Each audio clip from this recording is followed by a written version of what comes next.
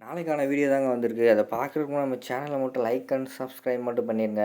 First எடுத்தோனே தமிழும், பாரதியும் வந்து ஆதி அட்மிட் ஆயிருக்க ரூம்குள்ள என்ட்ரி ஆகுறாங்க. என்ட்ரி ஆகி பார்த்த உடனேயே நம்ம தமிழுக்கும், பாரதிக்கும் ரொம்ப ஷாக் ஆயிருது. பார்த்தா ஆதி வந்து பெட்ல படுத்துட்டு வீடியோ கேம் விளையாண்டுக்கிட்டு இருக்காரு. அத பார்த்தோனே அந்த இடத்துல அப்படியே நின்றுறாங்க 2 பேரும். அவங்க 2 பேரும் வந்தத பார்த்த உடனே ஆதி வந்து எந்திரிச்சுட்டு, "வாங்க பாரதி இப்ப தான் வந்தீங்களா?" அப்படிங்கிற மாரி சொன்ன உடனேயும், நம்ம பாரதிக்கு வந்து பயங்கரமான ஷாக் ஆயிருது. விறுவிறுன்னு போய் ஆதியோட கன்னத்திலே அறைஞ்சிடுறாங்க. 4 அறை அறைஞ்சிடுறாங்க. அறைஞ்சோனே, "என்ன பாரதி நான் என்ன பண்ணேன்? ஏன் அறையிறீங்க?" அப்படின்னு கேட்டவுடனேயும், "நீங்க தான் ஆக்சிடென்ட் ஆயிருக்குன்னு ஏன் இப்படி பொய் சொல்றீங்க? அடுத்தவங்களோட ஃபீலிங்ஸோட ஏன் இப்படி விளையாடுறீங்க?" அப்படிங்கிற மாரி பாரதி கேட்குறாங்க. "இல்ல பாரதி, உங்களுக்கு நீங்க தான் என் மூஞ்சிலயே முழிக்க மாட்டேன்னு சொல்லிட்டு போயிட்டீங்கல்ல, இப்ப எப்படி வந்து முழிச்சீங்க?" அப்படிங்கிற மாரி கேட்டவுடனே, ஏன் ஆதி இப்படி அடுத்தவங்களோட ஃபீலிங்ஸோட விளையாடுறீங்க?" அப்படின்னு சொல்லிட்டு அழுக ஆரம்பிச்சிடுறாங்க. "எங்க வீட்ல தான் என்னோட ஃபீலிங்ஸ புரிஞ்சுக்கிறாம கஷ்டப்படுத்துறாங்கன்னா, நீங்களும் இப்படி என்னோட ஃபீலிங்ஸ்ல ரொம்ப விளையாடுறீங்களே!" அப்படிங்கிற மாரி சொல்லிட்டு, பாரதி வந்து அழுதுகிட்டே அந்த ரூம்ப விட்டு போயிடுறாங்க. உடனே தமிழ் வந்து ஆதி பக்கத்துல வராங்க. உடனே ஆதிய வந்து கையாலே அப்படி இப்படின்னு அடிக்கிறாங்க. லேசா சின்ன பிள்ளைங்க அடிக்கிற மாரி அடிச்ச உடனே, "ஏன் ஃப்ரெண்ட் அடிக்கிறீங்க? என்னாச்சு?" அப்படின்னு கேட்டவுடனே, "ஏன் பொய் சொன்னீங்க ஃப்ரெண்ட்?" அப்படின்னு சொல்லிட்டு அவங்கள கட்டி பிடிச்சுட்டு அழுக ஆரம்பிச்சிடுறாங்க. "ஏன் ஃப்ரெண்ட் இப்படி பொய் சொன்னீங்க? எங்க அப்பாவும் இப்படி தான். இதுக்கு முன்னாடி வந்து நான் வந்து வெளியில போயிட்டு வரேன் அப்படின்னு சொல்லிட்டு போனாரு. ஆனா ஆக்சிடென்ட்ன்னு சொன்னாங்க. அப்படியே இறந்துட்டாரு. இப்போ உங்களுக்கும் ஆக்சிடென்ட்ன்னு சொன்னாங்க. அதான் நாங்க பயந்து வந்தோம்." அப்படிங்கிற மாரி தமிழ் சொல்றாங்க. அத கேட்ட உடனே ஆதிக்கு ரொம்ப ஃபீலிங்ஸ் ஆயிடுது. அதுக்கடுத்து பார்த்தா வெளியிலேருந்து நம்ம பாரதி வந்துடுறாங்க. வந்துட்டு நம்ம ஆதியும் தமிழும் கட்டி பிடிச்சுக்கிட்டு இருக்காங்கல்ல. உடனே நம்ம தமிழ வந்து இழுத்துட்டு கூட்டு போயிடுறாங்க வெளியில. "டேய் மச்சான், ஏன் மச்சான் இப்படி பண்ண?" அப்படிங்கிற மாரி கேசவ கேட்காரு. "இல்ல மச்சான், பாரதிக்கு என் மேல லவ் இருக்கா இல்லையான்னு தெரிஞ்சுக்கிறது தான் பண்ணேன்." அப்படிங்கிற மாரி சொன்னாங்க. "இது கொஞ்சம் கூட நல்லா இல்லடா. அதுக்காண்டி இப்படியாடா பொய் சொல்லுவ? வேற ஏதாவது மூலியமா தெரிஞ்சுக்கிற வேண்டியதானடா?" அப்படிங்கிற மாரி கேசவ கேட்காரு. "இல்ல மச்சான், நான் செஞ்சது தப்பு தான். ஆனா இருந்தாலும் பாரதியோட கண்ணுல வந்து என் மேல இருக்க லவ்வ பார்த்துட்டேன். அத வந்து அவங்க வெளியில சொல்ல மாட்டிக்காங்க. அவ்வளோதான்." அப்படிங்கிற மாரி சொல்றாங்க. "இல்ல இருந்தாலும் அவங்களோட ஃபீலிங்ஸோட விளையாடுறது ரொம்ப தப்பு மச்சான். நீ இப்படி செஞ்சிருக்க கூடாது." அப்படிங்கிற மாரி கோவப்பட்டுட்டு கேசவ வந்து அந்த ரூம்ப விட்டு வெளியில போயிடுறாரு. அங்கிட்டு பார்த்தா தமிழும் பாரதியும் வீட்டுக்கு போய்க்கிட்டு இருக்காங்க. இந்த பக்கம் ஆஸ்பத்திரி அந்த ரூமுக்குள்ளேயே நின்னுக்கிட்டு ரொம்ப ஃபீல் பண்ணிக்கிட்டே அழுதுகிட்டு இருக்காரு நம்ம ஆதி வந்து. அடுத்த சீன்ல பார்த்தா மரகதம்மாவும் ரத்னமும் பேசுகிறத காட்டிக்கிட்டு இருக்காங்க. ரத்னம் வந்து மொபைல் ஃபோனில் கேம் விளாண்டுக்கிட்டே இருக்காரு. அந்த இடத்துல மரகதம்மா வராங்க. "ஏங்க இப்போல்லாம் நீங்கள் ரொம்ப தாங்க மொபைல் ஃபோனே நோண்டிக்கிட்டு இருக்கீங்க." அப்படிங்கிற மாரி சொன்னோன்னே, "என்னடி செய்றது, பொழுது போகல அதான் நோண்டிக்கிட்டு இருக்கேன்." அப்படிங்கிற மாரி ரத்னம் சொல்கிறாரு. "பொழுது போகலைன்னா உன் பொண்டாட்டி நான் இருக்கேன்ல, என்ட்ட ஆசையா 4 வார்த்தை பேசலாம்ல." அப்படிங்கிற மாரி சொன்னோன்னே, "சொல்லு இப்போ உன்ட்ட என்ன பேசணும்?" அப்படிங்கிற மாரி ரத்னம் கேட்காரு. பால்காரன் கொஞ்சம் சீக்கிரமாகவே காசு கொடுக்க சொல்லியிருக்கான். என்னோட வளையல கடையில் வேலைக்கு போட்டிங்களா, அதை எப்போ வாங்கிட்டு வருவீங்க? பாருங்கள் நான் கண்ணாடி வளையலே போட்டுக்கிட்டு இருக்கேன்." அப்படிங்கிற மாதிரி நிறைய கேபிள்காரன் வந்து டிவிக்கு வந்து சீக்கிரமாகவே ரீசார்ஜ் பண்ண சொல்லியிருக்கான் அப்படிங்கிற மாதிரி சொல்லிக்கிட்டே இருக்காங்க. "இப்போ தெரியுதா நான் உன்ட்ட ஏன் பேச மாட்டேங்கன்னு?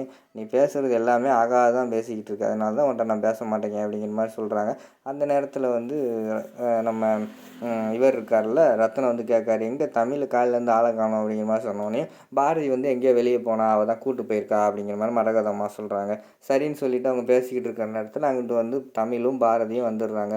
அந்த நேரத்தில் தமிழ் வந்து தாத்தா பக்கத்தில் உட்காந்துக்கிறாங்க. பாரதி வந்து ரூமுக்குள்ளே போயிடுறாங்க. ரூமுக்குள்ளே போய் வாசுவோட ஃபோட்டோவுக்கு முன்னாடி நின்றுக்கிட்டு, "ஏன் வாசு இப்படி பண்ணுற என்னைய? இப்போ நான் தமிழுக்காக மட்டும்தான் உயிரோடு இருக்கிறேன். அவள் இல்லைன்னா நான் உயிரோட உன் கூடயே வந்திருப்பேன். கடைசியில் பார்த்தா என்னோடய ஃபீலிங்ஸோடு நிறைய பேர் விளாண்டுக்கிட்டு இருக்காங்க." அப்படின்னு அழுதுகிட்டு இருக்காங்க. அதை வந்து தமிழ் பார்த்துட்டு போய் அவங்க தாத்தா பாட்டி மரகதம் ரத்னகிரி சொல்கிறாங்க. "அம்மா வந்து ரூமுக்குள்ளே அழுகுறாங்க." அப்படிங்கிற மாதிரி சொன்னோடனே மரகதமும் ரத்னமும் ரூமுக்குள்ளே வராங்க.